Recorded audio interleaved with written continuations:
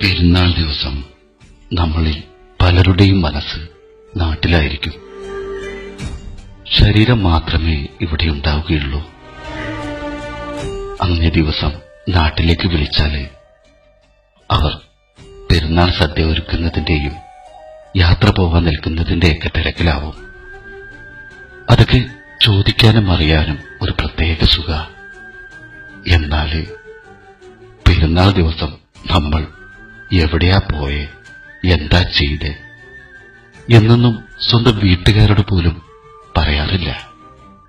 നാണക്കേട് ഉണ്ടായിട്ടല്ല, എവിടെയും പോകാനില്ലാതെ കിടന്നുറങ്ങിയത് അവരെ അറിയിക്കേണ്ടെന്ന് കരുതിയിട്ട. ഇപ്പോൾ തന്നെ ഒരു പെരുന്നാൾ വന്നാല് വീട്ടുകാർ എന്താ ചിന്തിക്കുക? നമ്മൾ പാർക്കിലും ബീച്ചിലുമൊക്കെ പോയി കൂട്ടുകാരുടെ കൂടെ അടിച്ചു പൊളിച്ച് പെരുന്നാൾ സദ്യയൊക്കെ കഴിച്ചിട്ടുണ്ടാവും എന്നൊക്കെയാണ്.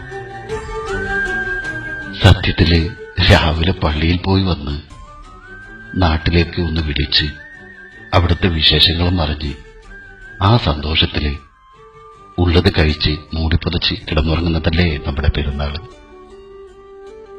ഈ പ്രവാസ ജീവിതത്തില് എത്രയോ പെരുന്നാള് എവിടെയും പോകാനില്ലാതെ കിടന്നുറങ്ങി തീർത്തു.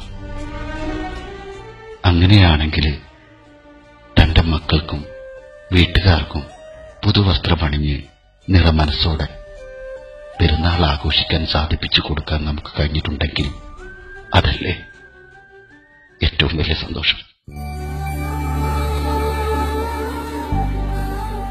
അങ്ങനെ നോക്കുമ്പോൾ അവരേക്കാൾ എത്രയോ ആഘോഷമായ പെരുന്നാളല്ലേ നമ്മുടെ പെരുന്നാൾ.